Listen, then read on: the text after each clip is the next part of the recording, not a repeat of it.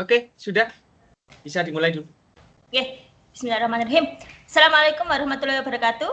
Selamat datang Bapak Ibu hadirin sekalian. Selamat datang di kegiatan diseminasi budaya positif pendidikan guru penggerak yang akan disampaikan oleh Bapak Juniarto Purnomo.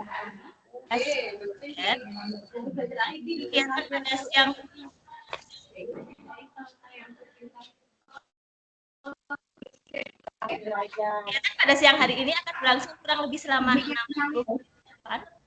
Pak Juni bisa minta tolong Bu Vivi. Iya, Bu Vivi minta tolong di mute. Oke. Kegiatan pada siang hari ini akan berlangsung lebih kurang 60 menit Bapak Ibu dan dilakukan secara daring ya. Agar bisa tercipta suasana yang lebih ramah, izinkan saya memperkenalkan diri. Perkenalkan, saya Farah Hanum Anindita selaku guru BK SMP Brawijaya Smart School. Saya adalah rekan kerja dari Bapak Juniarto Purnomo yang akan memoderatori kegiatan diseminasi budaya positif pada siang hari ini. Oke. Sebelum memulai kegiatan pada siang hari ini, akan lebih baik jika kita memulai dengan ucapan bismillah agar apa yang kita dapatkan pada siang ini bisa menjadi berkah untuk kita semua. Bismillahirrahmanirrahim. Bismillahirrahmanirrahim. Oke, tanda dari kegiatan sudah dibuka. Monggo kita langsung masuk saja ke inti dari kegiatan hari ini, yaitu adalah pemaparan materi oleh Bapak Juniarto Purnomo. Waktu dan tempat saya silahkan. Monggo Pak Juni. Baik, terima kasih Bu Farah. Selamat datang Bapak Ibu semua. Terima kasih sudah hadir di kegiatan pada siang hari ini. Sebelumnya mohon izin saya untuk share screen, okay?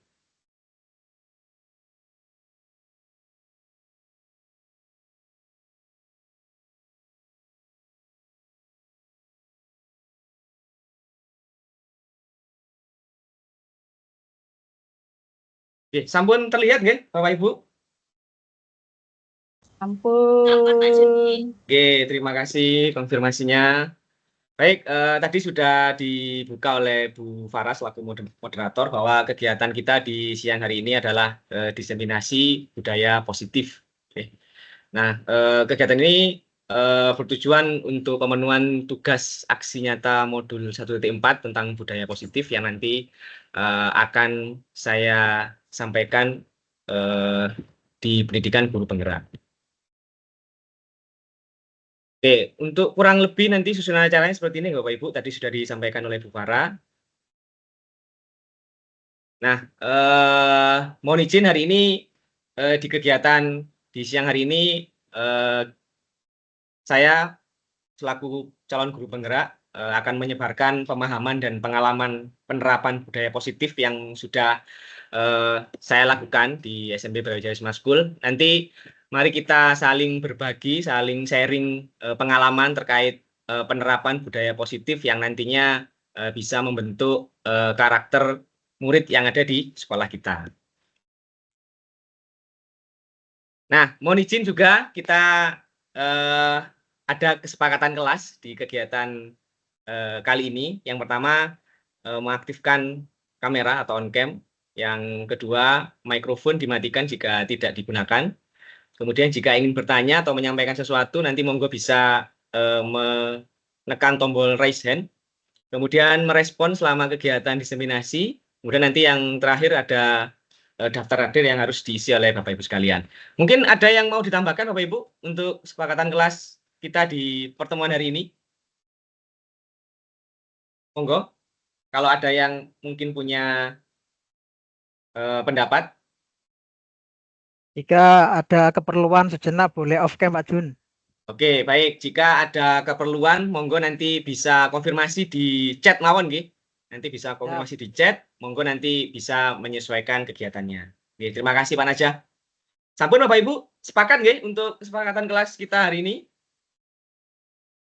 Jika sepakat, monggo bisa menekan tombol reaksinya dengan tanda jempol mungkin.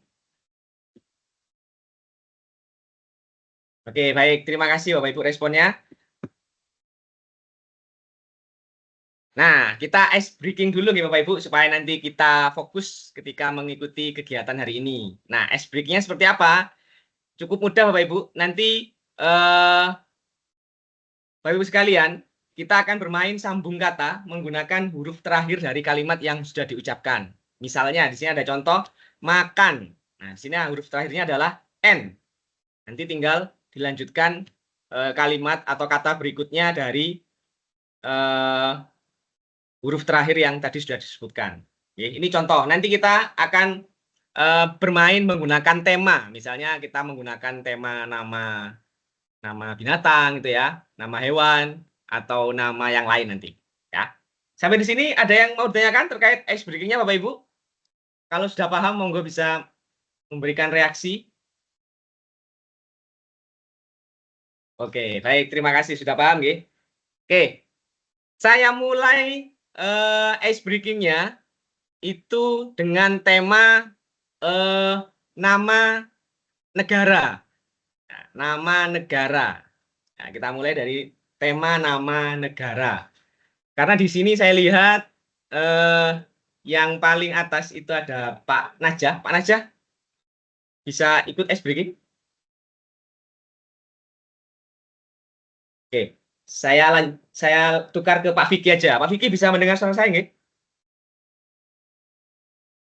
Halo Pak Vicky. Iya Pak. Oke, baik. Kita mulai dari orang pertamanya adalah Pak Vicky. Ya, nanti Pak Vicky bisa melanjutkan ke Bapak Ibu yang lain. Ya, nanti startnya dari saya, kata pertamanya, nanti saya lempar ke Pak Vicky. Nanti Pak Vicky silakan bisa melempar ke Bapak Ibu yang lain. Oke? Siap. Saya ulangi lagi, temanya adalah nama negara. Oke, saya mulai dari Indonesia. Saya lempar ke Pak Vicky. Argentina, Pak Fahmi.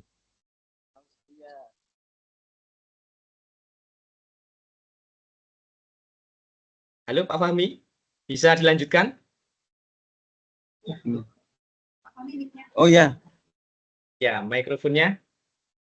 Tadi kata terakhir apa? Kata yang diucapkan adalah Argentina. Argentina. Silakan Pak Austria, Budini. Amerika. Siapa Budini selanjutnya? Pak Ervan. Pak Evan nggak ada Budini. Yang ada. Mohon maaf Pak, saya terdengar suaranya. Bunita Pak. Oh Bunita, oke Bunita, silakan Bunita. Tadi Amerika ya terakhir ya. Bunita, monggo bisa dilanjutkan. Halo. Oke, mungkin bisa di Pak Huda, saya lempar Oke, ke Pak Huda. Pak Huda. Gawang. Silakan dilanjutkan Pak Huda.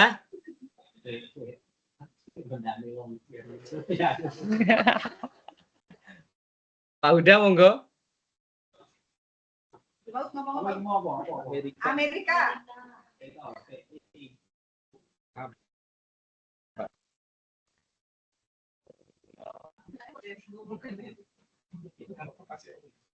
Pak Huda. Halo.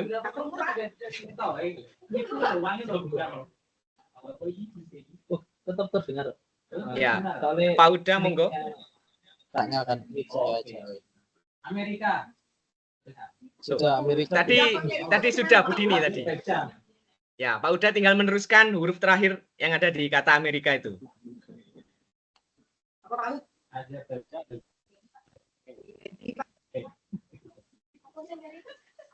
Azerbaijan. Hah? Temanya nama negara nggih Pak Huda? Jangan nama yang lain. Pak Hud, itu dari Amerika apa Pak Hud? Apa nih? Huruf terakhir itu. Azerbaijan. Azerbaijan. Oke.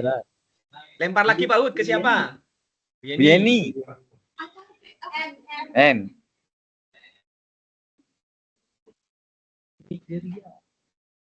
Norwegia. Norwegia. Oke, yang belum Bu Yeni? Mungkin bisa dilemparkan ke yang belum? Iya, Bu Vivi belum kayaknya. Australia. Australia. Oke. Sudah semua ya Bapak Ibu? Australia. Oke, Bu Vivit mau melempar lagi siapa lagi? Yang belum? Ke Bu Farah, Pak, Bu Farah. Oh, Bu Boleh? Farah. Boleh, boleh. Bu Farah? Oh, saya kena. Saya Arab Ya. Saudi saja. Oh, Arab Saudi. Lempar lagi Bu Farah. Terakhir Pak Juni. Terakhir saya ya. Iya. Indonesia. Irlandia. Oke, tepuk tangan buat Bapak Ibu semuanya. Wah, sangat ini ya, mengenal nama negara ya. Iya, kita flashback dulu mungkin ketika zaman kita di SD ya, mengenal nama-nama negara. Oke, sekarang yang berikutnya Bapak Ibu, kita naikkan tingkat kesulitannya. Kalau tadi kan nama negara mudah sekali kayaknya ya. Kita rubah sekarang, temanya adalah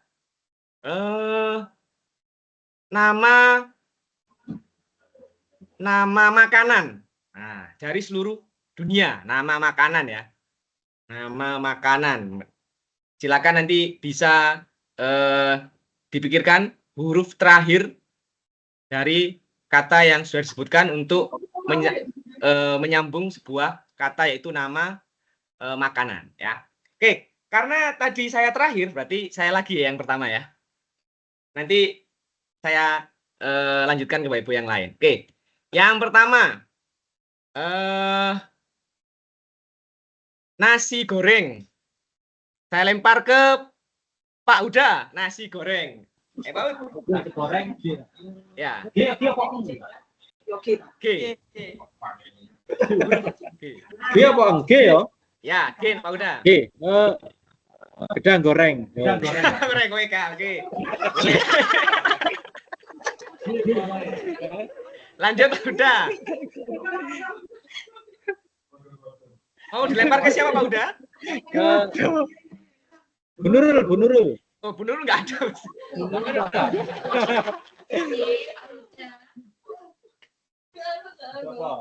Ada nggak pakai ini? Monggo Pak Huda. Bisa ya. Mau dioper ke siapa? Iya ini loh. Ayo Bu Yeni. Oh, Bu Yeni. Oke, silakan Bu Yeni. Huruf Goyang. goyong. Ya. Oke. Masih G ya berarti. Silakan dioper lagi Bu Yeni. Ke Pak Fahmi. Fahmi, G. silakan Pak Fahmi. Getuk. Oh, getuk. Oke. Ini makanan tradisional ya. Lanjut Pak Fahmi. Silakan dioper ke siapa yang belum? Pak Vicky. Pak Vicky, silakan Pak Vicky.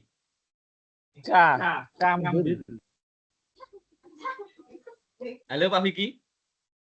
Halo. Oh ya. Kacang godok. Tadi huruf terakhirnya apa ya? Oh, K ya, betul ya? Ya, K. Oke, Ya, kacang godok. Oke, lanjut Pak Vicky. Mau dioper ke siapa? Dilempar ke Budini. Budini, silakan Budini. Kue tiao. Kue tiao. Oke. Lanjut Budini. Oper ke siapa Budini? Hurufnya G. Sebentar Pak Juni. Oh, ya? Kacang godok kan G. Hah? Oh, pakai G ya? Berarti gado-gado. Oke, gado-gado. Iya. Oke. Oh. Lanjut Budini. Mau dioper ke siapa Budini? Bu Farah. Bu Farah. Ayo Bu Farah, lanjut Bu Farah. Opor. Lanjut lagi. Ke Bu Vivit. Bu Vivit. Monggo Bu Vivit.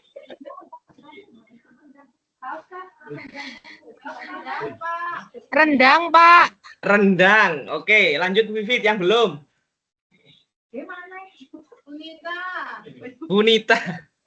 Bunita sudah bisa merespon Bunita? Bisa. Oh, bisa. Oke.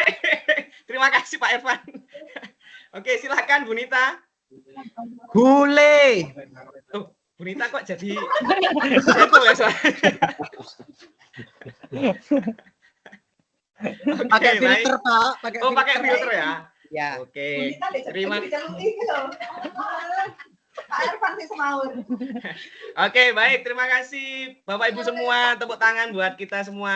Nggih, terima kasih tadi sudah bermain sambung kata menggunakan huruf terakhir di akhir kalimat ya. Di akhir kata ya, bukan kalimat ya, ngapunten. Baik. Kita langsung saja masuk ke pembahasan kita di budaya positif. Nah, untuk pertama ada open minded ya tentang apa itu budaya positif. Monggo Bapak Ibu bisa scan barcode yang sudah ada atau bisa klik link yang ada di tampilan atau saya kirim ke ini nih, saya kirim ke chat mawon biar nanti Bapak Ibu bisa mengakses. Bentar, saya tutup dulu ya untuk full screen-nya. Monggo nanti Bapak Ibu bisa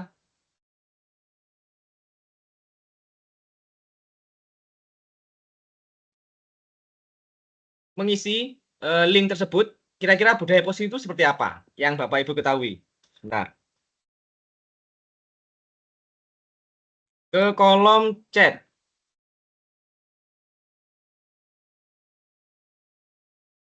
Nah, monggo Bapak Ibu sudah saya share di kolom chat. Silakan bisa diklik. Kira-kira menurut Bapak Ibu budaya positif itu seperti apa? Oke, saya rubah dulu tampilannya ke mana tadi ini? Oh, ini.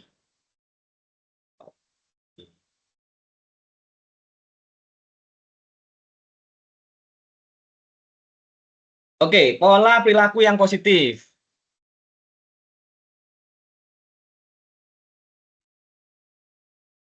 Pembiasaan,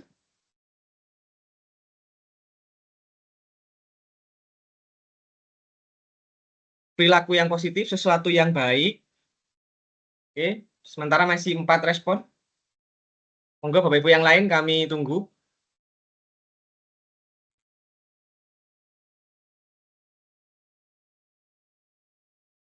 Karakter yang positif, sebuah nilai kebajikan.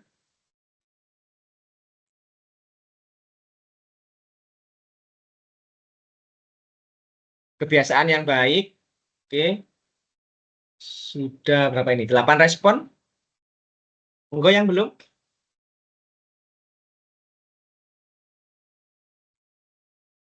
Hal baik yang dilakukan. Oke, baik. Kita lanjutkan ke slide selanjutnya. Nah, sebutkan contoh budaya positif yang Bapak Ibu ketahui. Contoh penerapannya seperti apa, Bapak Ibu? Monggo. Bisa dituliskan.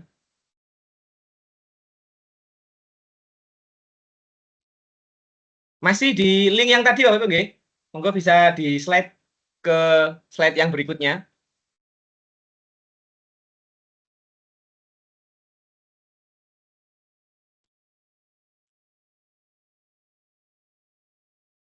Senyum, sapa, salam. Oke.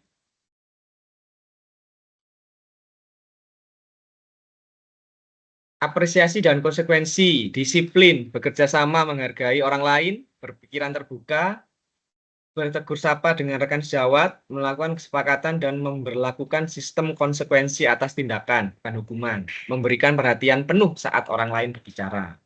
Oke, masih 7. Kita tunggu yang belum. Tadi ada 9 respon. Silakan Bapak Ibu yang belum menuliskan pendapatnya atau menyebutkan contoh budaya positif yang Bapak Ibu ketahui. Bertegur sapa dengan rekan sejawat. Oke.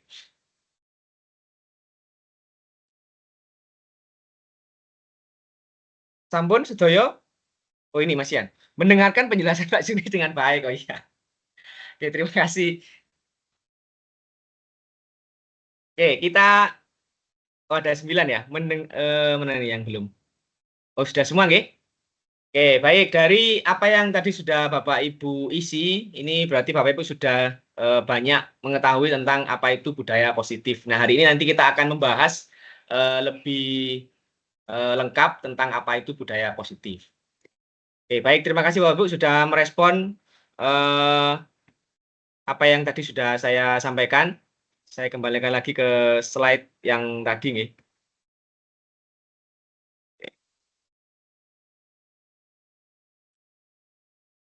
Oke, kita berangkat dari pemikiran luhur Ki Hajar Dewantara ya Bapak Ibu, bahwa pendidikan itu adalah menuntun segala kodrat yang ada pada anak untuk mencapai kebahagiaan dan keselamatan yang setinggi-tingginya. Salah satunya adalah melalui budaya positif yang tadi Bapak Ibu sudah sampaikan di awal tadi, nggih.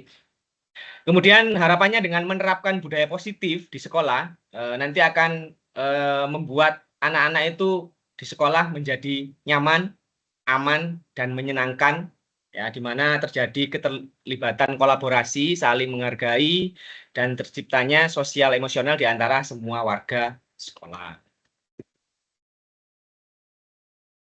Nah, budaya positif yang pertama yaitu proses pembiasaan, itu disebut dengan budaya ya Ibu. Jadi misalnya kegiatan yang rutin kita lakukan, baik itu kegiatan di kelas maupun di luar kelas, itu merupakan suatu budaya. Nah, sedangkan budaya positif itu merupakan perwujudan dari nilai-nilai atau keyakinan universal yang diterapkan di sekolah.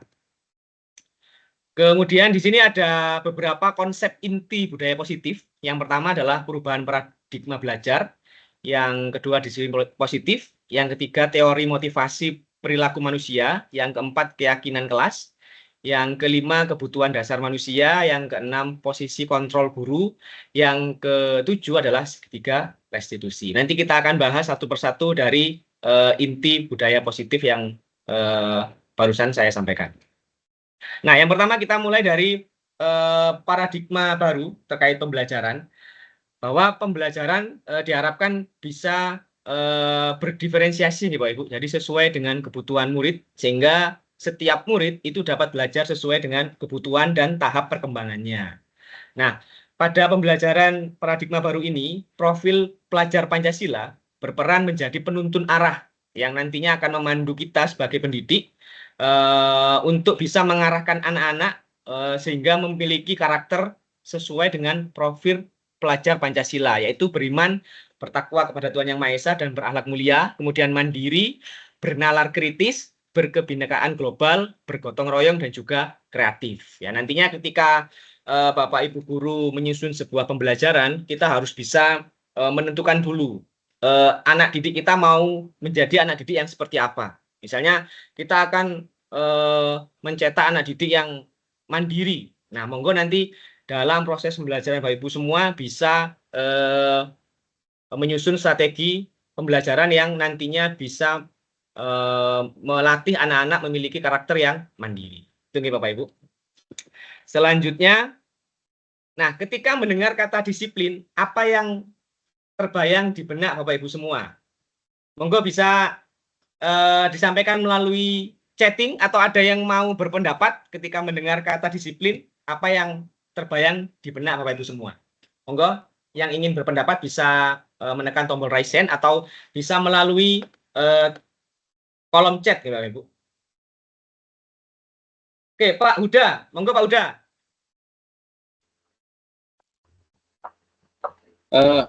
Baik, terima kasih Pak Juni atas kesempatannya. Menurut saya, kalau saya mendengar kata disiplin itu artinya tidak terlambat. Itu yang paling ingat ya, disiplin, tidak telat, gitu. Termasuk masuk kelas, masuk berangkat morning greeting itu saya kalau disiplin itu jangan telat, nah gitu. Karena saya sering telat. Seperti itu. Oke, baik, terima kasih Pak Huda. Oke, terima kasih Pak Huda. Yang tadi Pak Huda sampaikan yaitu disiplin menurut Pak Huda adalah jangan sampai terlambat. Ya. Tidak hanya terlambat datang ke sekolah ya Bapak Ibu, mungkin yang lain juga bisa tepat waktu. Mungkin Bapak Ibu yang lain ada yang punya pendapat? Di kolom chat ada Bu Farah mengikuti peraturan yang ada. Kemudian hal baik yang dilakukan secara konsisten, kemudian tepat waktu dan selalu menghargai waktu. Nah, ini sesuai dengan tadi pengalaman dari Pak Huda tadi, nggih, bahwa kita harus selalu tepat waktu. Oke. Kita lanjutkan Bapak Ibu. Terima kasih tadi Bapak Ibu yang sudah merespon. Kita lanjutkan. Nah, kebanyakan orang akan menghubungkan kata disiplin itu dengan yang pertama, tata tertib. Kemudian yang kedua, teratur. Yang ketiga, kepatuhan pada peraturan. Nah, kata disiplin ini juga berhubungan dengan hukuman ya Ibu ya. Jadi kalau misalnya terlambat, hukumannya apa? Gitu, okay? Padahal itu sungguh berbeda, karena belajar tentang disiplin positif ini tidak harus dengan memberi hukuman. Justru dengan hukuman itu nanti akan membuat seseorang itu akan merasa rendah diri. Itu nggih.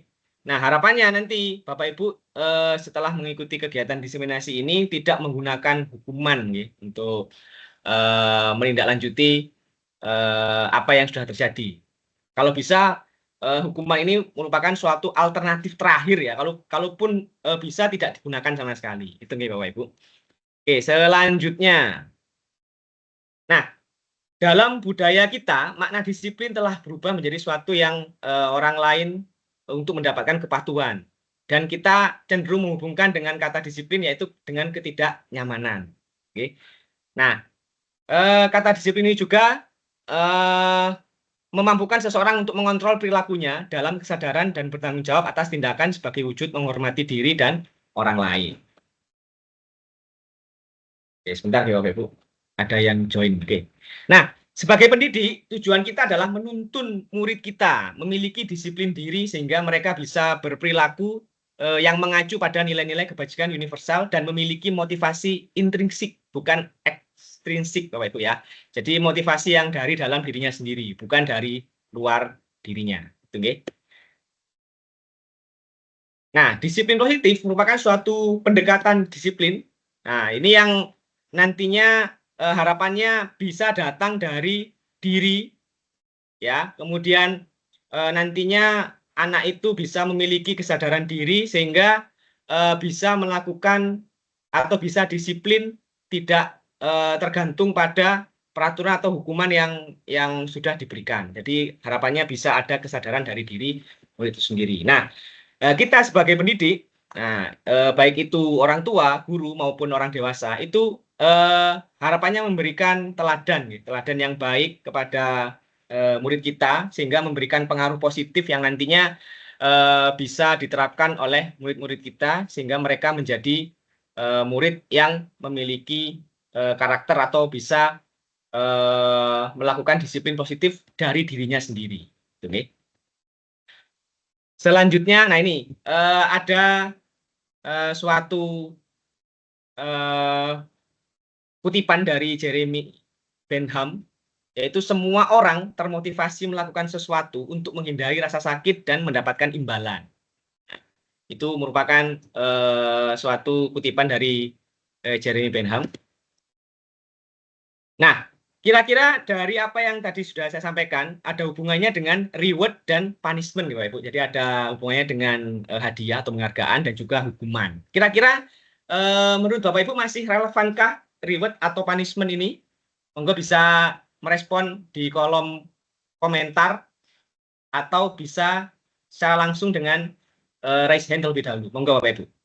Kira-kira apakah masih relevan pemberian reward atau pemberian punishment? Monggo yang punya pendapat. Pak Uda? Monggo ini yang angkat tangan Pak Uda. Ya, Pak Jun. Iya, monggo Pak Uda. Oke, ini maksudnya dalam pembelajaran ya. Ya. Sejauh yang saya alami itu masih relevan untuk siswa ya.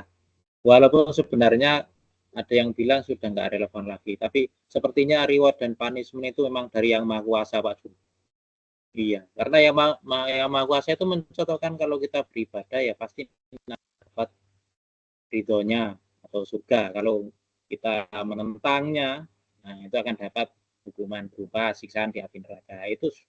Itu apa ya?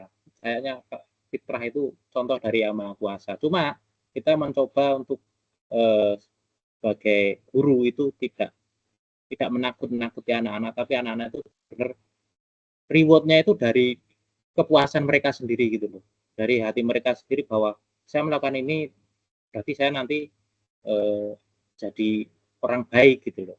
Nah itu yang walaupun sepertinya bukan reward tapi itu sebenarnya reward kan. Mereka merasa bahwa mereka menjadi orang baik, itu sebenarnya mereka reward dari dalam diri sendiri, seperti itu menurut saya Pak Jun. Oke, baik, terima kasih Pak Uda. Sangat luar biasa sekali tadi pendapat dari Pak Uda bahwa reward dan punishment ini masih relevan ya, yang bisa diterapkan di saat ini ya. Oke, Selanjutnya kita lihat dari chatting. Nah, ini ada Bu Dini. Bu Dini berpendapat bahwa kurang relevan karena mereka akan melakukan sesuatu bukan karena kesadaran diri, tapi karena hukuman dan penghargaan. Kemudian Bu Nita juga berpendapat yang kurang lebih sama, kurang relevan karena dengan pemberian reward, maka siswa akan merasa ketergantungan pada guru tersebut. Oke, mari kita lihat Bapak Ibu. Kira-kira nanti ketika pembahasan ini kita lihat apakah reward dan punishment itu memang benar-benar dibutuhkan atau memang sudah tidak relevan lagi. Oke. Kita lanjutkan. Oke, terima kasih Bapak Ibu yang sudah merespon di via chatting dan juga Pak Huda. Nah, di sini Bapak Ibu dapat disimpulkan bahwa pemberian reward atau hadiah itu merupakan pengaruh jangka pendek, ya, di mana anak-anak nanti akan melakukan sesuatu itu hanya berdasarkan reward. Ketika reward itu nanti dihilangkan, mereka kemungkinan nanti tidak akan melakukan sesuai dengan apa yang sudah kita sampaikan. Itu yang pertama. Yang kedua adalah mengurangi ketepatan, yaitu salah tujuan. Nah, di sini bisa disimpulkan bahwa pemberian reward nanti bisa berdampak kurang bagus terhadap mental mereka, ya. Artinya mereka hanya berpedoman pada reward itu, ya, sehingga mungkin nanti bisa mempengaruhi ketika reward itu sudah tidak sesuai atau sudah tidak ada lagi. Kemudian yang berikutnya, hadiah memiliki potensi yang demotivasi atau faktor labeling. Jadi anak-anak atau murid-murid yang diberikan hadiah itu nanti akan mempengaruhi anak-anak yang lain tidak mendapatkan hadiah, seperti itu. Jadi mungkin nanti akan menurunkan atau merendah dirikan anak-anak yang lain karena dia mendapatkan suatu reward, ya, suatu hadiah, sehingga yang lain merasa tersisihkan. Kemudian juga merusak hubungan yang berakibat nanti mungkin terjadi kompetisi yang tidak sehat, sehingga mereka nanti akan berlomba mendapatkan hadiah itu dengan segala cara, misalnya. Oke. Kemudian yang selanjutnya, nah, apakah guru tidak boleh memberikan reward pada murid? Di sini bentuk rewardnya adalah dengan apresiasi, Pak Ibu. Mungkin tadi yang disampaikan Pak Huda ada hubungannya dengan apresiasi, ya, yang dari dalam dirinya sendiri. Nah, mungkin kita sebagai pendidik nantinya juga harus mengapresiasi apa yang sudah dilakukan oleh murid kita. Ya, jadi apresiasi ini berfokus pada proses dan upaya yang sudah dilakukan oleh murid. Ya, misalnya contoh apresiasinya adalah terima kasih karena menjadi teladan yang positif bagi teman-teman sekelasnya. Itu keberhasilan kamu adalah cermin dari dedikasi dan kerja kerasmu. Itu mungkin salah satu bentuk apresiasi yang nantinya bisa kita terapkan kepada anak didik kita dibandingkan kita memberikan sebuah hadiah atau reward. Seperti itu, nggih. Oke, lanjut ke pemberian punishment atau hukuman. Nah, di sini yang pertama dampaknya adalah rasa sakit untuk jangka waktu yang lama. Kemudian yang kedua, menyembunyikan kesalahan atau berbohong. Jadi anak-anak yang sering diberi hukuman itu kemungkinan nanti akan menyembunyikan kesalahannya, sehingga mengurangi keterbukaan anak-anak untuk berkomunikasi dengan kita sebagai pendidik. Kemudian membangun konsep diri negatif dan membenci kedisiplinan. Nah, itu efek dari punishment atau hukuman. Nah, sekarang ceritakan mungkin pengalaman Bapak Ibu dulu ketika waktu sekolah mungkin, ya. Ceritakan satu hukuman yang pernah Bapak Ibu dapatkan saat masih kecil atau masih sekolah. Mungkin ada yang mau berbagi? Bisa angkat tangan. Oh, di sini Pak Huda angkat tangan, ya? Atau ini belum turun yang tadi? Pak Huda memang belum diturunkan itu Pak dari tadi. Oh, Pak Huda memang belum diturunkan. Itu nanti kalau itu dipraktekkan ke siswa, nanti yang siswa lain cemburu, Pak. Itu nggak baik. Oke, baik. Ya, ini ada Pak Arif. Monggo Pak Arif. Jika ada pengalaman terkait hukuman mungkin yang pernah didapatkan dulu waktu sekolah atau saat kecil. Saya masuk, Pak. Masuk Pak Arif, tapi suaranya kecil sekali.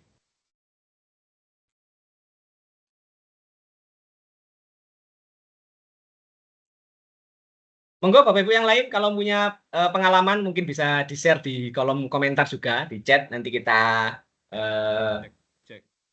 lihat bersama, nggih.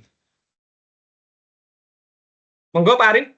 Baik, kalau dari saya Pak, dulu waktu SMP dulu PJOK pelajarannya itu kalau mau nilainya baik itu satu ya harus memenuhi ketentuan fisik. Kalau nggak bisa memenuhi ketentuan fisik, kalau mau nilainya dapat 70 itu harus beli LKS Pak. Oh gitu. Ya itu saya jadi ingat terus itu. Oke, baik. Terima kasih Pak Arif untuk sharingnya. Nah, itu tadi contoh dari pengalaman Pak Arif, ya. Mungkin itu merupakan suatu hal yang apa namanya tersirat lama di Pak Arif ya, karena sangat membekas ya. Sampai saat ini masih teringat ya hukumannya. Ya. Ya. PJOK. Oke. Nah, itu PJOK. Oke. Ya mungkin nanti dari pengalamannya Pak Arif untuk guru PJOK ya nanti ya, mungkin jangan memberikan hukuman yang tidak sesuai ya. Harapannya nanti, LKS ya Pak ya. oh iya, apalagi jual LKS itu.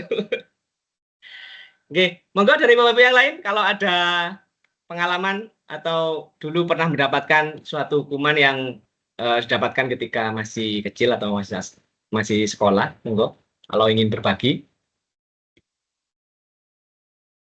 Nah, ini di kolom komentar ya, ada Pak Vicky saat SMA disuruh jalan jongkok karena terlambat sholat jamaah. Nah, ini Pak Vicky juga masih ingat sampai sekarang hukumannya, pernah disuruh jalan jongkok karena terlambat sholat berjamaah.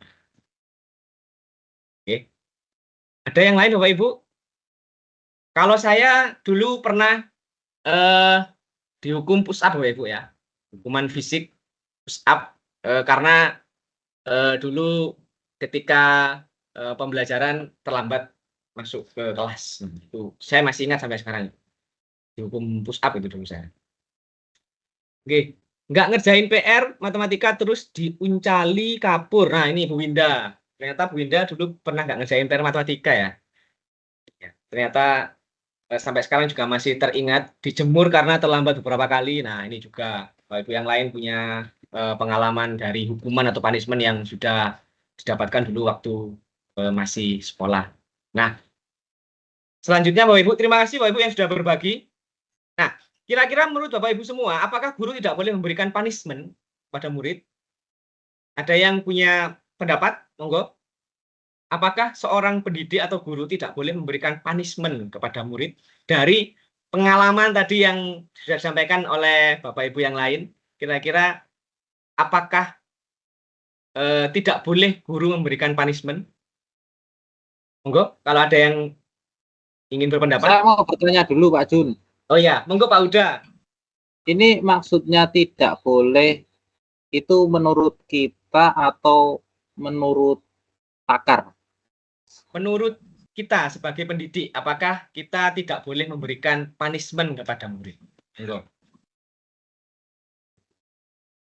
Mungkin Pak Uda punya pendapat? Saya hanya bertanya tadi Pak Jun. Oh iya, terima kasih Pak Uda atas pertanyaannya. Oke, baik, kita lanjutkan dulu ya Bapak Ibu. Kita lihat apakah guru tidak boleh memberikan punishment. Nah, di sini guru mungkin bisa mengalihkan ke memberikan konsekuensi yang sesuai dengan masalah yang ditimbulkan. Ya, misalnya bentuk konsekuensi logisnya adalah misalnya jika merusak maka perbaiki atau ganti. Jadi sesuai dengan apa yang sudah mereka lakukan. Kemudian jika mengabaikan kewajiban maka akan kehilangan haknya. Kemudian yang berikutnya, jika mengganggu, maka akan dikeluarkan dari kelompok untuk sementara. Nah, dari 3 bentuk konsekuensi ini, mungkin bisa Bapak Ibu kembangkan menjadi sebuah aturan yang berhubungan, ya, atau aturan yang saling menghormati, kemudian aturan yang masuk akal, atau aturan yang membantu. Jadi, harapannya nanti konsekuensi ini tidak berupa hukuman fisik atau verbal. Itu nih Bapak Ibu.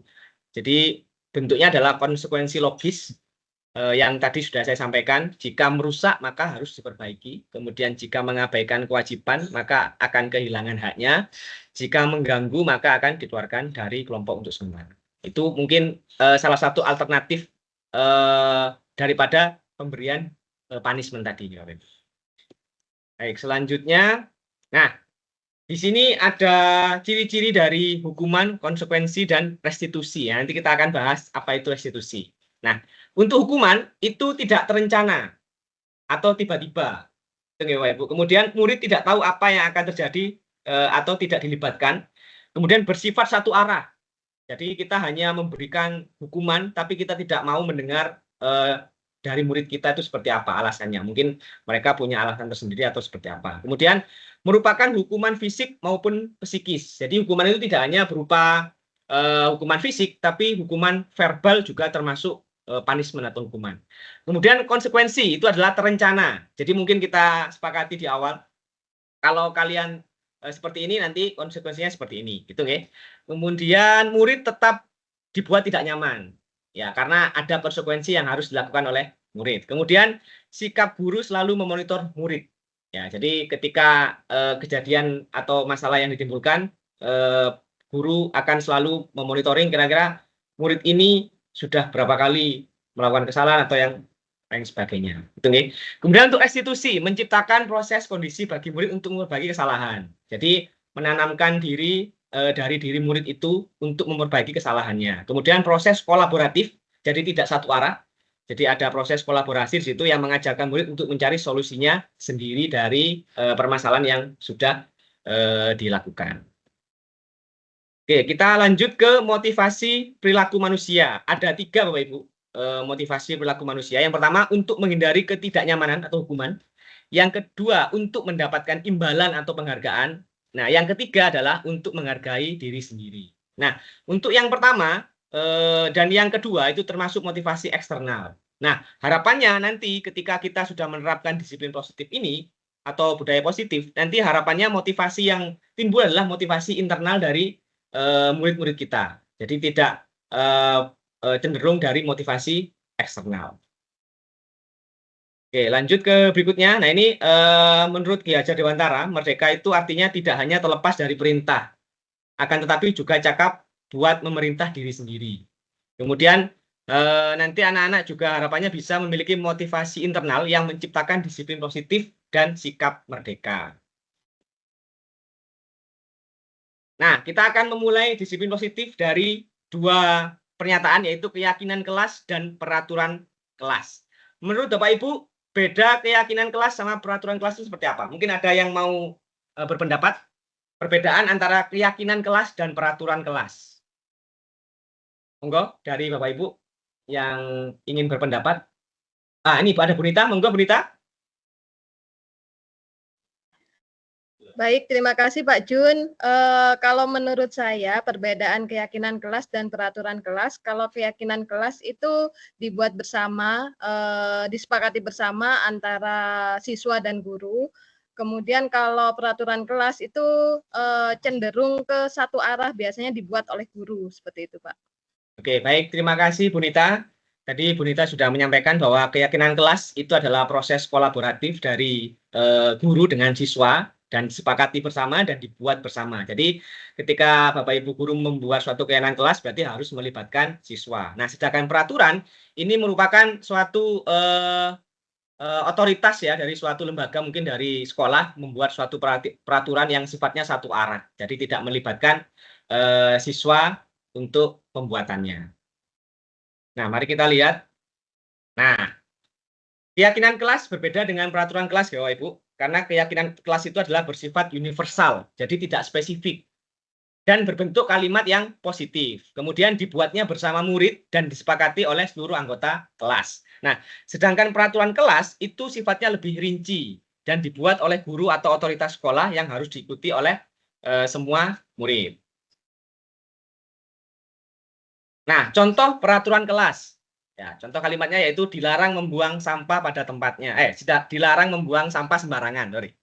Dilarang membuang sampah sembarangan. Kemudian tidak boleh melakukan bullying kepada teman. Kemudian tidak boleh telat datang ke sekolah. Nah, sedangkan kalau kita bandingkan dengan keyakinan kelas, nah, di sini menjaga kebersihan kelas, kemudian saling menghormati, selalu datang tepat waktu. Nah, di sini sangat terlihat nih Bapak Ibu perbedaannya, yaitu di keyakinan kelas ini kalimatnya adalah bersifat universal, tidak spesifik ke satu aturan, tapi bersifat umum. Begitu. Oke, kita lanjutkan. Nah, untuk pembuatan keyakinan kelas, itu yang pertama lebih abstrak dari peraturan. Oke, jadi lebih umum, universal, tidak spesifik. Kemudian berupa pernyataan universal dibuat dalam bentuk kalimat positif. Jadi tidak ada kata dilarang, kemudian tidak boleh, seperti itu nggih. Kemudian sedikit saja agar mudah diingat. Nah, untuk keyakinan kelas ini tidak boleh terlalu banyak, terlalu rinci seperti peraturan, hanya sedikit saja, mungkin maksimal 10 mungkin ya. Jadi biar nanti mudah diingat oleh murid kita. Kemudian sesuai dengan kondisi kelas kita. Ya, pasti nanti setiap kelas itu akan memiliki sebuah keyakinan yang berbeda-beda sesuai dengan kondisi kelasnya masing-masing. Kemudian semua warga kelas dilibatkan saat membuat. Jadi tidak hanya satu arah. Nah, berikutnya tentukan keyakinan dari peraturan berikut ini. Ya, kita mulai dari yang pertama, selalu kembalikan buku ke tempatnya. Mungkin ada Bapak Ibu yang ingin berpendapat, kira-kira dari kata selalu memberikan buku pada tempatnya, kalimat ini, kalimat peraturan ini, kira-kira keyakinan yang sesuai seperti apa? Mungkin ada yang ingin berpendapat Bapak Ibu? Selalu kembalikan buku ke tempatnya. Mungkin keyakinan atau kalimat yang sesuai untuk peraturan ini seperti apa? Monggo, kita bahas satu persatu ya. Ada yang punya pendapat? Atau di kolom komentar juga boleh, Bapak Ibu. Saya Pak Juni. Ya, monggo Bu Farah. Mengembalikan buku pada tempatnya setelah menggunakan. Mengembalikan buku pada tempatnya setelah menggunakan. Oke, ini berhubungan dengan sebuah keyakinan apa, Bu Farah mungkin?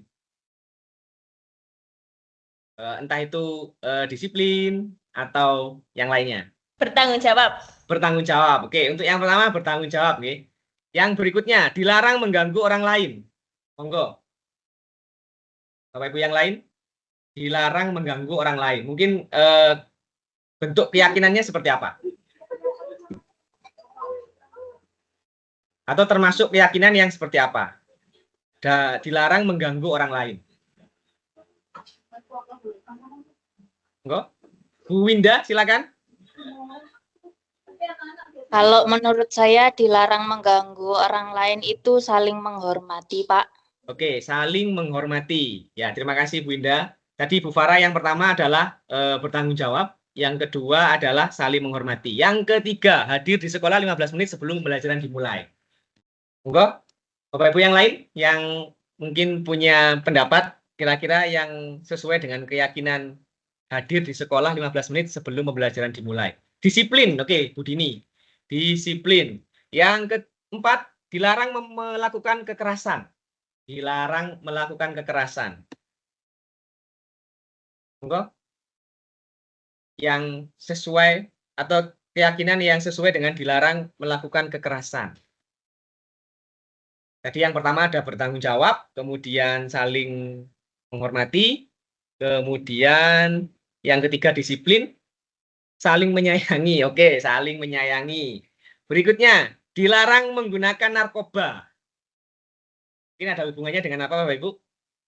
Dilarang menggunakan narkoba. Monggo. Bu Winda, silakan. Berhubungan dengan kesehatan, Pak. Oke, berhubungan dengan kesehatan. Terima kasih Bu Winda. Di sini di kolom chat juga Bu Dini mengatakan bahwa berhubungan dengan kesehatan. Berikutnya, bergantian atau menunggu giliran. Ini berhubungan dengan apa Bapak Ibu? Bergantian atau menunggu giliran. Bu Farah sabar. Oke, Bu Farah menyampaikan bahwa bergantian atau menunggu giliran itu termasuk keyakinan sabar. Teratur. Oke. Yang berikutnya, gunakan masker. Gunakan masker. Ini berhubungan dengan keyakinan. Monggo, Bapak Ibu. Kesehatan. Oke, yang terakhir, jangan berlari di kelas atau koridor. Ini berhubungan dengan jangan berlari di kelas atau koridor. Berhubungan dengan, monggo Bapak Ibu yang punya pendapat. Ketenangan. Oke, berarti sudah kita bahas semua ya Bapak Ibu. Kita lihat apakah pendapat dari Bapak Ibu semua sudah sesuai. Oke, kita yang pertama adalah tanggung jawab, tadi sudah nggih. Yang kedua menghormati orang lain. Nah, yang ketiga hadir di sekolah. 15 menit sebelum pembelajaran dimulai itu menghormati orang lain dan berkomitmen. Ya, seperti itu termasuk suatu komitmen. Kemudian dilarang melakukan kekerasan. Itu merupakan suatu keyakinan tentang keselamatan dan menghormati orang lain. Kemudian dilarang menggunakan narkoba berhubungan dengan kesehatan. Bergantian atau menunggu giliran itu menghormati orang lain dan bersabar. Kemudian gunakan masker, ini ada hubungannya dengan kesehatan dan keselamatan. Dan yang terakhir, jangan berlari di kelas atau koridor, ini berhubungan dengan keselamatan dan keamanan. Oke, baik, terima kasih Bapak Ibu semua, Bapak Ibu hebat, terima kasih sudah memberikan pendapatnya tentang keyakinan dari peraturan yang sudah disampaikan. Oke, lanjut Bapak Ibu. Nah, ini langkah-langkah membuat keyakinan kelas, dan saya yakin Bapak Ibu semua sudah pernah membuat keyakinan kelas, nih. Nah, di sini yang pertama adalah menggali kembali peraturan. Jadi, keyakinan kelas ini mungkin bisa berangkat dari peraturan yang ada di sekolah, yang berhubungan dengan kelas ya, yang berhubungan dengan kelas. Jadi, pada tahap ini guru membimbing murid untuk berdiskusi tentang peraturan kelas yang sudah ada di sekolah dan menyesuaikan dengan kebutuhan kelas, kira-kira keyakinan seperti apa yang nantinya akan disepakati. Kemudian, yang kedua yaitu merumuskan kalimat positif. Jadi dari peraturan tadi, anak-anak dengan bimbingan guru itu merubah kalimat dari peraturan tadi menjadi sebuah kalimat yang positif, yang nantinya akan menjadi sebuah keyakinan kelas. Kemudian yang ketiga yaitu menyepakati keyakinan kelas. Guru bersama murid meninjau kembali keyakinan kelasnya yang sudah disusun, apakah sudah sesuai atau ada yang perlu ditambahkan. Kemudian terakhir adalah menyepakati keyakinan yang sudah dibuat. Nah, ini contoh penerapan keyakinan kelas yang sudah saya terapkan. Yang pertama menggunakan tempelan sticky note seperti ini. Nah, yang kedua ini memanfaatkan Mentimeter untuk membuat sebuah keyakinan kelas. Jadi memanfaatkan smartphone-nya anak-anak. Seperti itu. Oke, selanjutnya kita lanjut ke 5 kebutuhan dasar manusia. Nah, ini ada pernyataan dari William Glasser bahwa setiap makhluk hidup mengendalikan perilaku sendiri untuk memaksimalkan kepuasan dan memenuhi kebutuhannya. Nah, yang pertama adalah kebutuhan bertahan hidup. Bertahan hidup ini ada hubungannya dengan makanan, pakaian, dan tempat tinggal. Kemudian yang kedua adalah kasih sayang dan rasa diterima. Ini berhubungan dengan dipedulikan, kemudian berbagi, kerjasama, dan lain sebagainya. Kemudian yang ketiga yaitu penguasaan, rasa ingin diakui, rasa ingin didengar, kemudian motivasi untuk berprestasi atau diakui prestasinya. Kemudian kebebasan, di sini suka mencoba hal baru atau mandiri. Ya, yang terakhir adalah kesenangan, yaitu bermain, kemudian humor atau antusiasme. Itu merupakan 5 kebutuhan dasar manusia yang pasti akan dibutuhkan oleh murid-murid kita nantinya. Nah, kita lanjut ke 5 posisi kontrol guru. Di sini ada penghukum, pembuat rasa bersalah, teman, pemantau, dan manajer. Nah, dari pengalaman Bapak Ibu, kira-kira dari 5 posisi kontrol ini, kira-kira mungkin pengalamannya dulu ada di posisi yang mana. Nanti kita akan sharing bersama gitu. Nah, yang pertama adalah posisi penghukum. Jadi penghukum ini biasanya menggunakan nada suara yang tinggi, matanya melotot, ya misalnya, atau menunjuk dengan menghardik. Ya, seorang penghukum bisa menggunakan hukuman fisik maupun verbal. Kemudian yang berikutnya adalah posisi pembuat merasa bersalah. Posisi ini biasanya bersuara lebih lembut dan menggunakan keheningan yang membuat murid merasa tidak nyaman dan bersalah atau rendah diri. Kemudian yang ketiga adalah posisi sebagai teman. Nah, guru di posisi ini mungkin tidak akan menyakiti murid, namun akan tetap berupaya untuk mengendalikan murid melalui pendekatan personal atau persuasi. Kemudian murid akan tergantung pada guru tersebut untuk membantunya. Jadi kalau guru tersebut tidak ada, maka murid akan tidak bisa menyelesaikan masalahnya sendiri. Itu nggih. Lanjut ke berikutnya yaitu posisi sebagai pemantau. Memantau ini berarti mengawasi.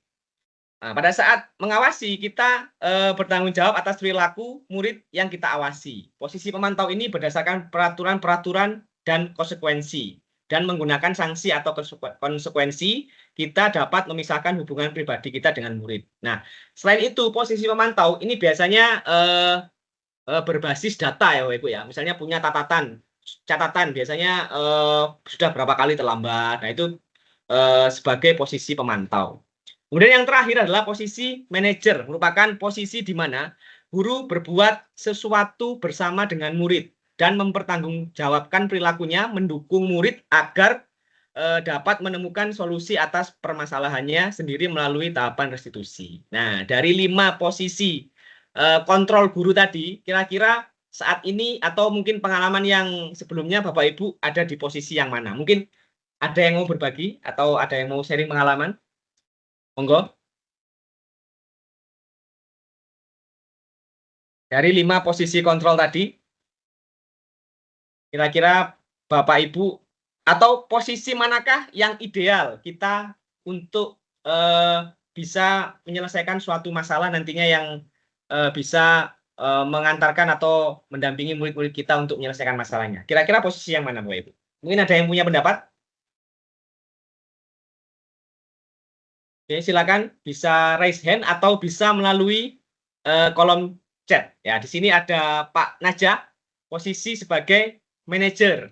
Ya, Pak Najah, Bu Dini, Bu Farah, Bu Nita, Bu Winda juga memilih posisi sebagai manajer, yaitu guru bersama murid ya mempertanggungjawabkan perilakunya dan mendukung murid agar bisa menemukan solusinya atas permasalahan yang dilakukan. Jadi guru mendampingi siswa untuk bisa menemukan solusi dari permasalahan yang sudah dilakukan oleh murid kita. Oke, terima kasih Bapak Ibu yang sudah merespon di kolom chat.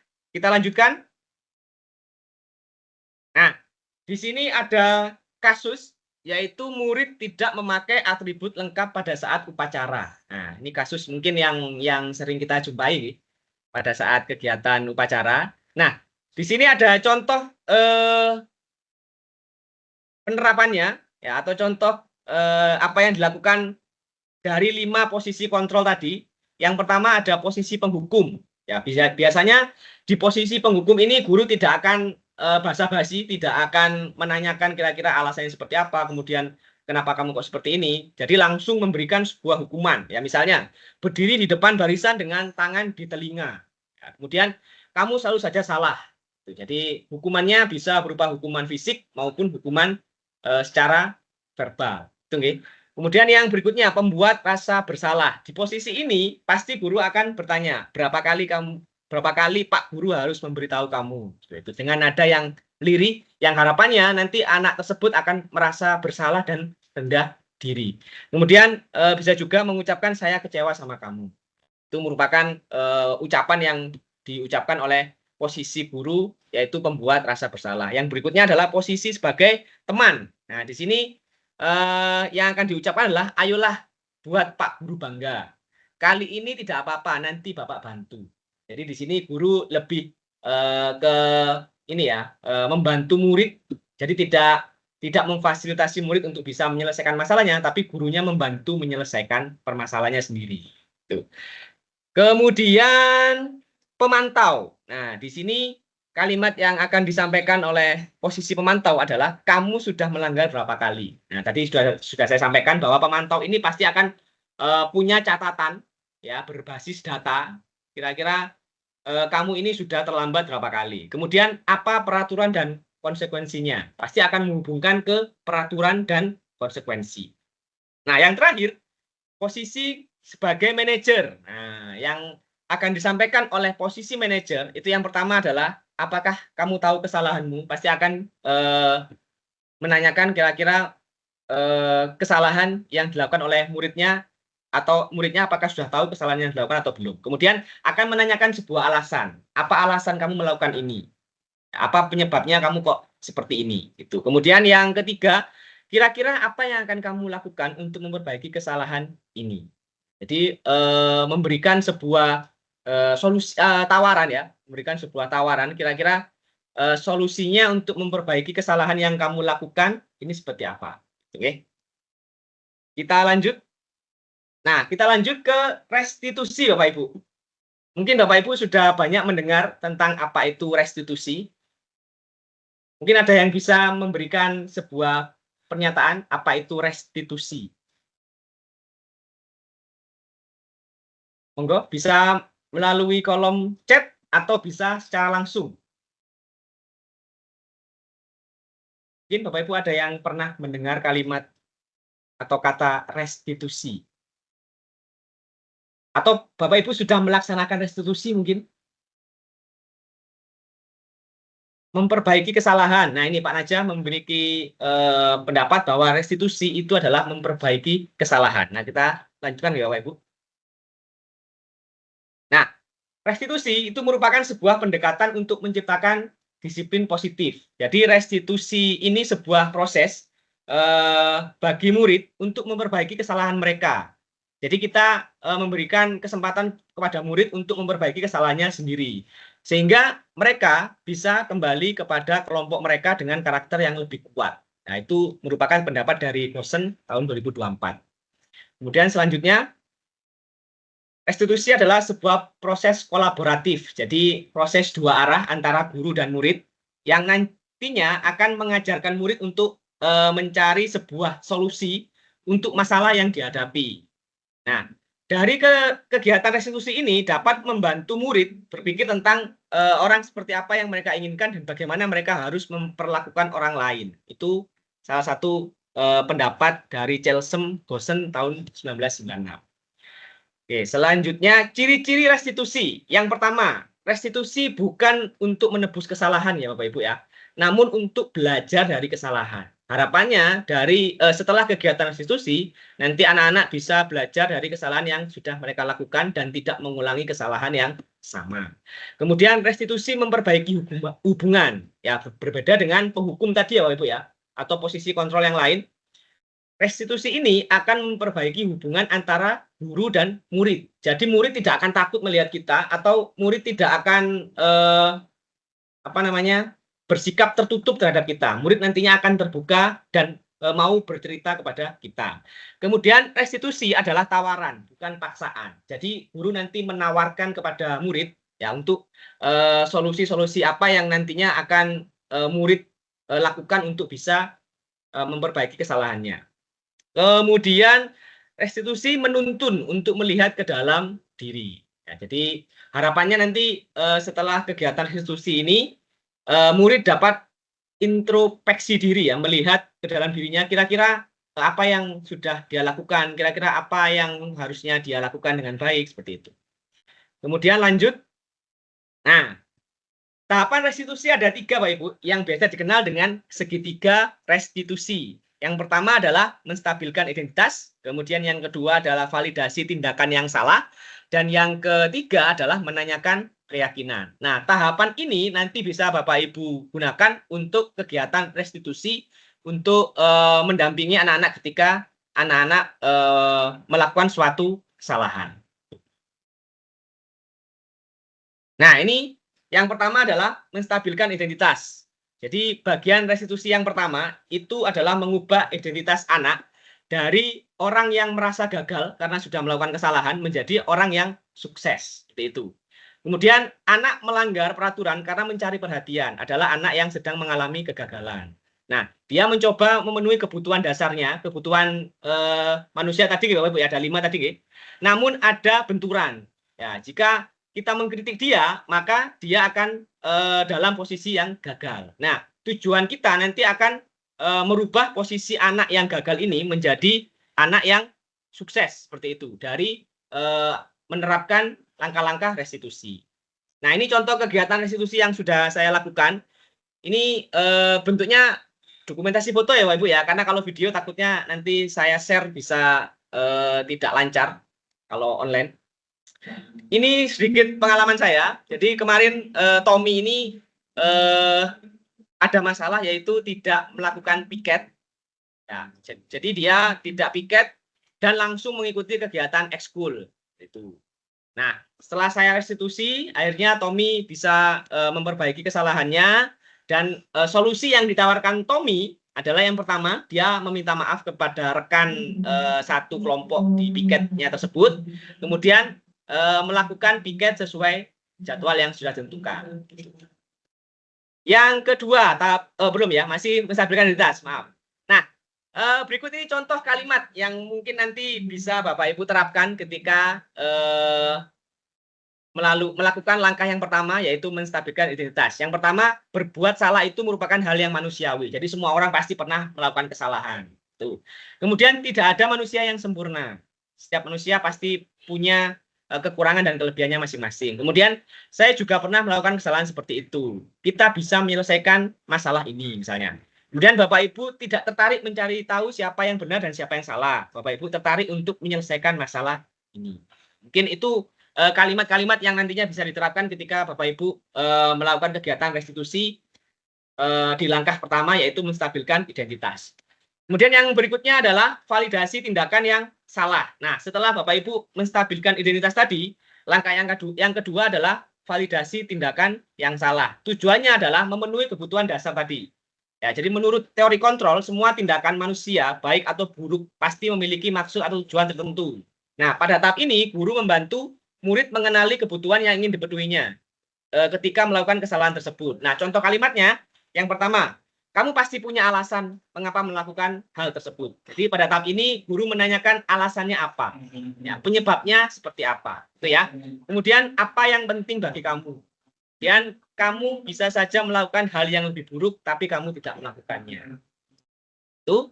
Kemudian yang ketiga, tahap yang terakhir adalah menanyakan keyakinan. Nah, setelah Bapak Ibu menstabilkan identitas, kemudian memvalidasi kesalahannya, kemudian mengaitkan ke keyakinan kelas yang sudah disepakati bersama.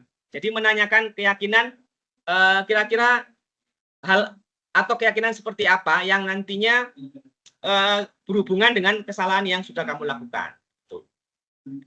Nah, ketika identitas sukses ini telah tercapai di langkah 1 dan kemudian tingkah laku yang salah ini sudah divalidasi di langkah 2, maka anak akan siap dihubungkan dengan nilai-nilai yang dia percaya dan berpindah menjadi orang yang dia inginkan. Jadi anak akan melihat kesalahannya, kemudian menghubungkan dengan norma dan nilai-nilai yang mendasari manusia berinteraksi dengan orang lain, atau menghubungkan dengan keyakinan kelas yang sudah kita sepakati bersama. Nah, berikut contoh pertanyaan mungkin yang bisa digunakan ketika menanyakan sebuah keyakinan. Yang pertama, apa nilai yang kita percaya di kelas atau di sekolah kita? Menanyakan kembali keyakinan kelas atau keyakinan di sekolah kita. Kemudian nilai-nilai universal apa yang telah kita sepakati. Kemudian kelas yang ideal itu seperti apa sih? Kemudian kamu ingin menjadi anak yang seperti apa? Nah, ini contoh kedua penerapan segitiga restitusi yang sudah saya lakukan, yaitu bersama dengan Neo. Neo ini kemarin terlambat ya, kasusnya terlambat. Sering terlambat anaknya. Setelah saya melakukan restitusi, ternyata dia bangunnya terlalu siang dan di malam harinya itu tidak menata buku. Jadi bukunya ditata pada saat pagi setelah bangun tidur. Padahal bangunnya juga sudah siang. Nah, dari hasil restitusi ini, Neo mempunyai solusi, yaitu dia akan menata bukunya di hari sebelumnya, di H-1, di malam harinya sebelum dia tidur, dia menata buku. Kemudian dia akan berangkat atau bangun lebih pagi dan berangkat lebih pagi supaya nanti tidak terlambat ke sekolah. Dan alhamdulillah setelah kegiatan restitusi ini, Neo sementara ini sudah tidak terlambat lagi. Alhamdulillah. Berarti restitusi yang saya lakukan berhasil. Ya. Baik, selanjutnya Bapak Ibu. Nah, kita lanjut ke sesi tanya jawab. Monggo saya kembalikan lagi ke Bu Farah selaku moderator. Terima kasih Pak Juni atas pemaparannya. Monggo Bapak Ibu jika ada pertanyaan, bisa sesuai dengan kesepakatan di awal tadi bahwa kalau mau bertanya, mau menjawab, bisa raise hand terlebih dahulu. Monggo jika ada yang mau ditanyakan. Monggo Bapak Ibu jika ada yang ditanyakan, bisa raise hand terlebih dahulu.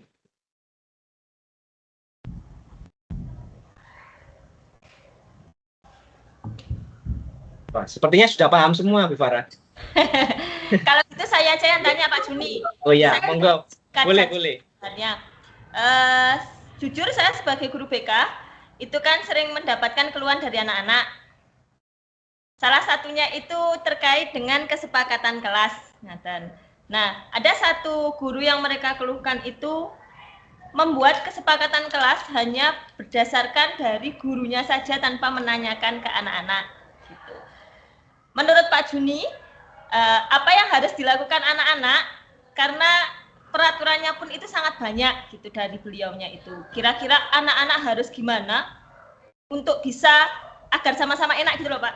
Gitu. Itu aja, terima kasih.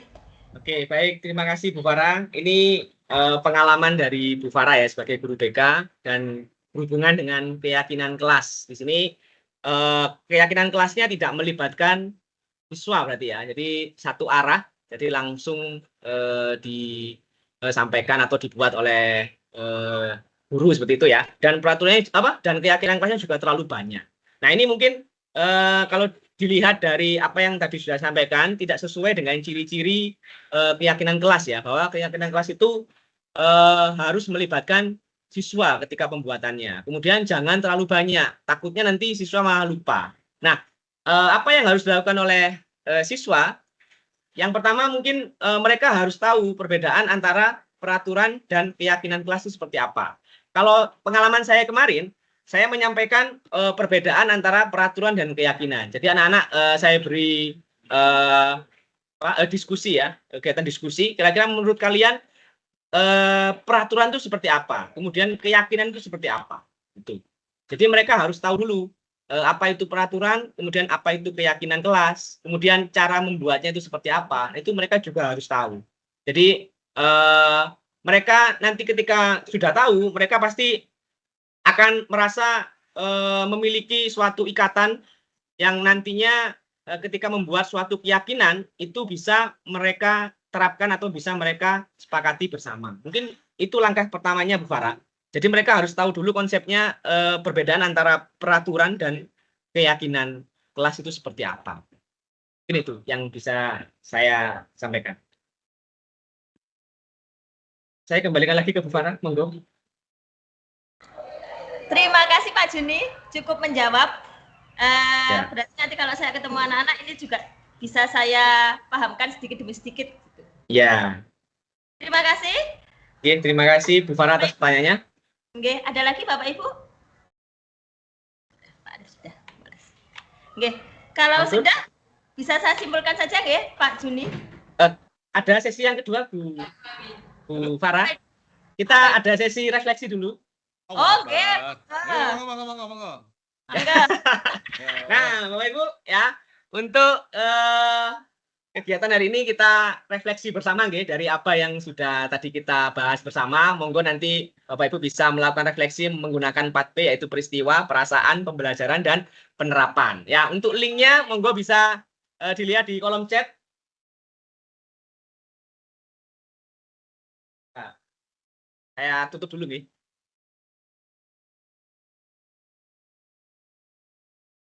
Ini Pak. Oh, sudah ada Pak ya? Pundi. Maksud saya. Oh, belum. Oh, belum. Sebentar. Saya kopas dulu. Oke, monggo Bapak Ibu, kita refleksi bersama. Bisa mengisi refleksi melalui link yang sudah saya bagikan di kolom chat.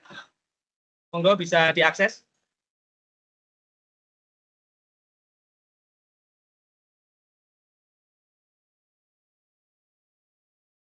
Monggo bisa dituliskan kira-kira yang pertama peristiwa atau pengalaman apa yang Bapak Ibu dapatkan dari kegiatan hari ini. Tidak usah terlalu panjang-panjang ya Bapak Ibu ya. Cukup singkat, padat dan jelas. Kemudian bagaimana perasaan Bapak Ibu setelah mengikuti kegiatan hari ini.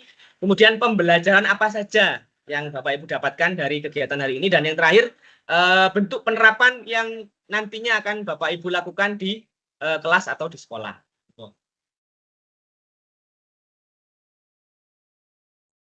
Oke, di sini ada ini Pak Arif ya. Kesepakatan kelas itu penting, kemudian bahagia dan istimewa.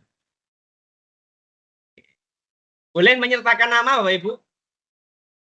Boleh menyertakan nama juga tidak ada namanya juga boleh, monggo. Yang penting kita refleksi bersama sebagai bentuk pemahaman kita tadi sejauh mana setelah mengikuti kegiatan diseminasi budaya positif pada sore hari ini. Oke, di sini kegiatan yang dilakukan adalah sharing dan diskusi tentang budaya positif. Budaya positif perlu dibudayakan sejak dini. Para perubahan baik munculnya dari dalam diri. Oke, termasuk ke dalam motivasi intrinsik ya tadi ya, bukan dari motivasi ekstrinsik. Disiplin sangat penting. Perbedaan dan implementasi kesepakatan kelas. Oke. Happy, bahagia. Oke, terima kasih Bapak Ibu. Alhamdulillah Bapak Ibu bahagia nggih. Ya bahagia, alhamdulillah. Iya. Insyaallah. Jangan lupa bahagia ya Bapak Ibu ya. Jangan lupa, jangan lupa. Oke. Oh, Bu Farah, excited. Oke, alhamdulillah. Diskusi budaya positif, lega, tahu perbedaan kesepakatan dan keyakinan kelas. Kesepakatan dan keyakinan kelas. Oke. Bahagia dapat pencerahan, alhamdulillah. Budaya positif memanusiakan manusia, betul loh Ibu. Kita harus memanusiakan manusia.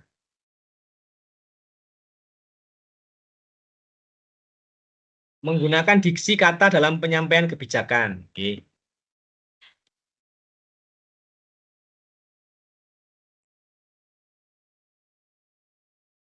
Sangat tercerahkan, alhamdulillah suasananya hari ini cerah banget ya Bapak Ibu ya. Disiplin yang dilakukan berdasarkan kesadaran akan menjadi karakter yang kuat. Sambil nunggu Bapak Ibu yang lain mengisi refleksi, setelah itu kami bagikan link daftar hadir ya Bapak Ibu ya. Monggo bisa mengisi daftar hadir yang saya share di kolom chat untuk linknya. Oh, nggak otomatis ya Pak ya? Oh iya, harusnya otomatis. Tapi nggak apa-apa, saya tambahkan aja buat backup. Oke. Sebentar ya Bapak Ibu ya. Saya download dulu linknya. Ini di kolom chat. Monggo Bapak Ibu yang sudah mengisi refleksi bisa mengisi daftar hadir yang sudah saya share di kolom chat.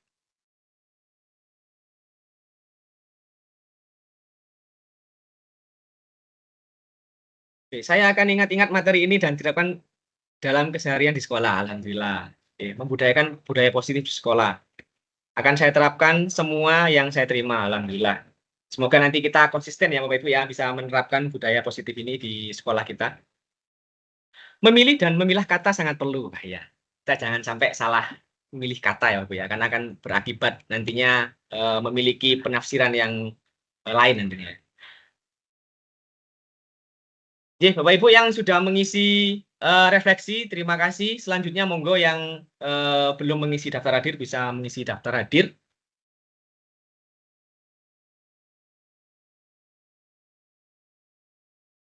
Oke, sambil menunggu Bapak Ibu yang mengisi refleksi dan daftar hadir, mohon izin saya menyampaikan kalimat penutup dari kegiatan di sore hari ini. Mari belajar bersama, berkolaborasi, saling mendukung demi mewujudkan disiplin positif di sekolah kita sehingga dapat menciptakan karakter profil pelajar Pancasila. Itu ya Bapak Ibu. Oke, terima kasih. Semoga bermanfaat. Saya kembalikan lagi ke Bu Farah. Monggo Bu Farah.